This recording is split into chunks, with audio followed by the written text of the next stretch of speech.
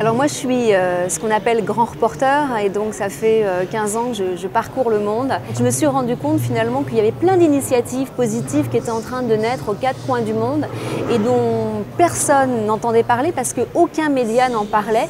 Je me suis dit ça c'est mon cheval de bataille, j'ai vraiment envie parce que ces gens sont extraordinaires, on n'en parle pas et moi j'ai envie d'en parler. Les portraits Chamen Go ce sont vraiment des petites pastilles de bonheur à consommer sans modération. C'est-à-dire que l'idée, c'est, il y a des gens qui me disent c'est génial, je ne suis pas très en forme le matin, je regarde un portrait Chamen Go et là je me dis finalement je suis capable moi aussi de faire des choses et ça me redonne l'énergie, de la joie, de la bonne humeur pour la journée. Donc c'est vraiment l'objectif de Chamen Go. Et donc on va aller chercher dans le monde entier ces entrepreneurs qui sont à la fois insolites, uniques, exceptionnels, innovants, puisqu'on les appelle des pionniers, donc il faut qu'ils aient quand même quelque chose de très fort. Et puis, même s'ils ne sont pas les tout premiers à avoir fait ça, ils font partie des premiers et ils peuvent servir de modèle pour justement éclairer des gens qui ont envie de basculer et qu'osent pas et se dire si lui l'a fait, pourquoi moi je ne peux pas le faire. Et donc nous on fait un programme d'apification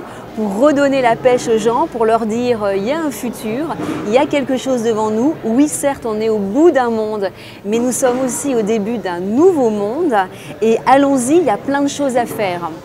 On a un pionnier ambassadeur de la communauté parce qu'on a comme objectif de faire 1000 pionniers à l'horizon de quelques années. Et notre pionnier ambassadeur est le Dr Patak, ici présent au LH Forum, qui a tout simplement révolutionné son pays par rapport à la modernisation sanitaire et puis surtout qui a permis d'émanciper 1 million d'intouchables, ce qui est absolument énorme. On est vraiment au tout début d'un processus et donc il y a énormément de freins parce qu'on a toujours peur de l'inconnu, parce qu'on est dans une obsession de l'argent aujourd'hui, que le capital suprême c'est l'argent, or le capital suprême devrait être le bonheur.